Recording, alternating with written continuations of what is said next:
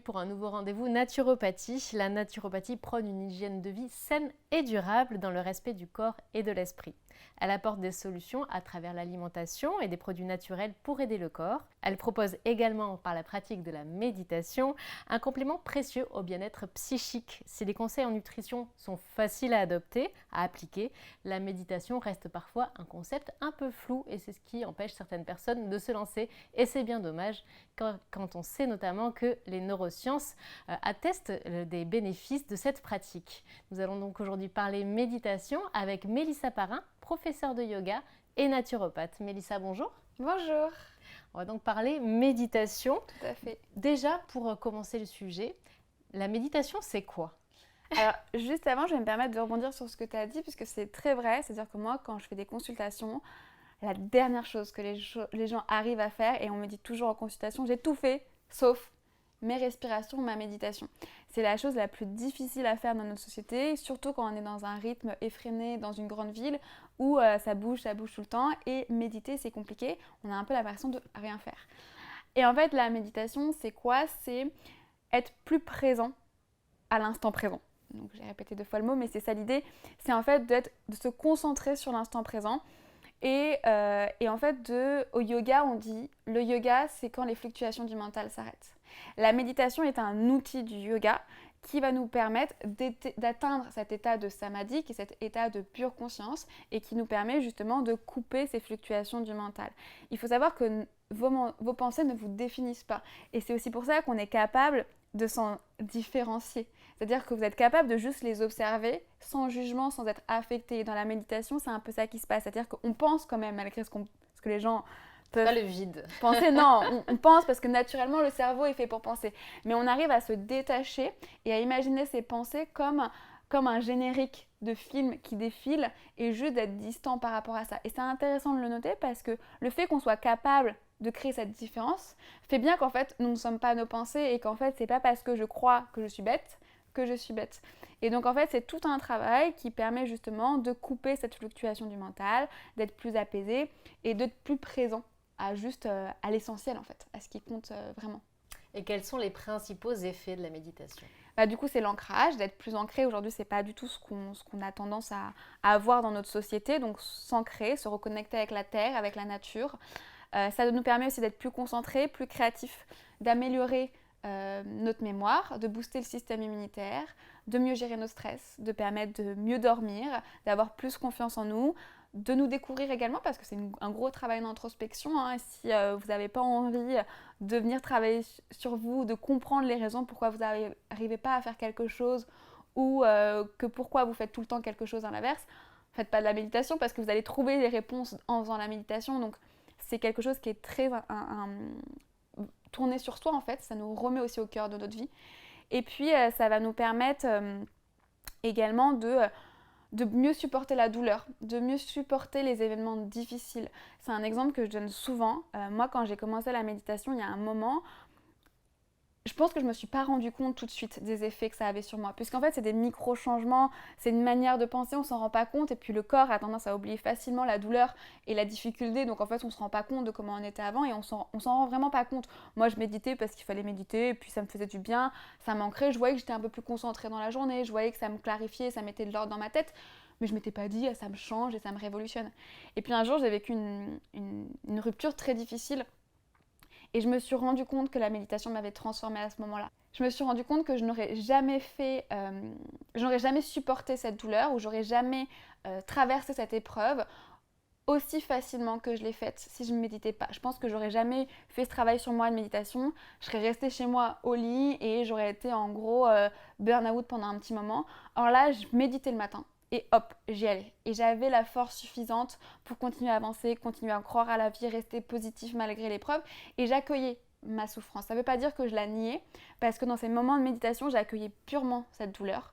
Je l'accueillais, j'étais là, ok, je sens cette douleur, j'en suis consciente. Et cette émotion, elle était vraiment accueillie et remerciée. Mais une fois que j'avais médité, c'était bon, je pouvais passer à autre chose. Et donc je faisais ce travail tout le temps sur moi et j'ai accueilli cette douleur. Encore une fois, je ne la reniais pas parce qu'il faut l'accueillir, elle est là pour m'apporter un message. Pour m'apporter quelque chose qui me fait grandir. Mais voilà, je savais aussi à un moment donné me dire ok, il y a plus important, là, je me concentre sur la vie, je me concentre sur cet instant présent, cette minute, cet instant, et qu'est-ce qui me procure de la joie maintenant. Et c'est un vrai travail qui peut être vraiment transformateur et nous aider à mieux supporter ces difficultés et même à supporter les difficultés physiques, c'est-à-dire que quand on est malade ou quand on a une douleur à un endroit, on arrive grâce à la méditation à soulager cette douleur, ou en tout cas à mieux la vivre. J'ai envie de me lancer dans la méditation, je ne sais pas comment m'y prendre. Qu'est-ce que tu conseilles ? Moi, conseille souvent de commencer par la respiration. La respiration, c'est une étape avant la méditation, donc ça permet de faciliter cette entrée en méditation. Donc souvent avec ce qu'on appelle en yoga des pranayamas, qui sont un contrôle du souffle, sont très intéressants pour commencer la méditation. Il y en a plein.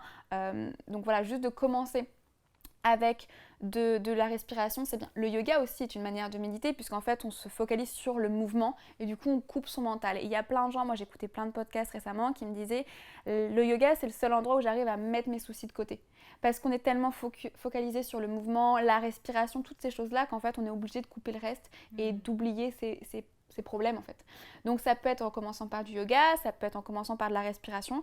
Après, le plus simple, c'est de commencer quand même par de la méditation guidée, de ne pas juste être seul. Alors, il y en a qui vont y arriver, mais c'est quand même bien de faire de la méditation guidée. Aujourd'hui, il y a plein d'applications, plein de podcasts gratuits, de contenus gratuits qui existent. Que ça soit, moi, j'avais commencé avec Petit Bambou à l'époque. Après, avec le temps, on a moins besoin de soi, mais c'est en plus sur des thématiques. Donc, on peut vraiment, en plus, on comprend plus le sens pourquoi on le fait parce que c'est sur une thématique particulière. Ou voilà, moi j'aime bien aussi, tout le monde peut méditer avec Célia, qui est une prof de yoga, qui fait un podcast où il y a plein de petites méditations de 5 minutes, des méditations au niveau du transport, sous la douche, qui nous permet de commencer la méditation sans que ça soit quelque chose qu'on rajoute dans notre emploi du temps, puisqu'on peut le faire voilà, juste dans le métro, en écoutant ce podcast, ça peut être sous la douche. C'est ça, on n'est pas obligé d'être en position du lotus. Non, exactement, on peut juste marcher en pleine conscience. Moi, ce que je dis souvent aux gens parfois, juste brosse-toi les dents en conscience. Genre juste prends 3 minutes dans ta journée où tu te brosses les dents et tu ne fais que te focaliser sur le brossage de dents. Ah, je brosse comme ça, telle gencive, ça sent ça. Juste, tu focalises juste, c'est hyper difficile en vrai. Parce qu'en général, j'en fais pas les 3 minutes de brossage de dents. Mais de vraiment se dire, je me mets 3 minutes à me brosser les dents et je suis en conscience, je prends conscience du mouvement de la brosse à dents et tout ça. Juste ça, ça peut être de la méditation. Quand on conduit, on médite. Juste de marcher en pleine nature, de prendre conscience du mouvement de notre pied au moment où on médite. Tout ça, c'est des petits moments qui vont nous aider. Et au début, c'est bien de mettre une routine, c'est bien de mettre de la rigueur. Et puis petit à petit, naturellement, ça va se faire. C'est comme les pensées positives. En fait, au début, vous avez besoin de votre cahier, vous notez les pensées positives. Puis au bout d'un moment, vous n'avez plus besoin de tout ça. C'est juste un réflexe. Vous prenez conscience de votre souffle. Vous êtes plus attentif au souffle. Vous prenez des moments où juste vous faites des breaks dans votre vie. Où juste là, vous respirez et vous coupez avec tout. C'est ces petits moments-là et c'est ces petites 2 minutes qui vont être importantes. Et après, pas forcément besoin d'être effectivement en lotus. Personne ne l'évite. Ça va bien se passer.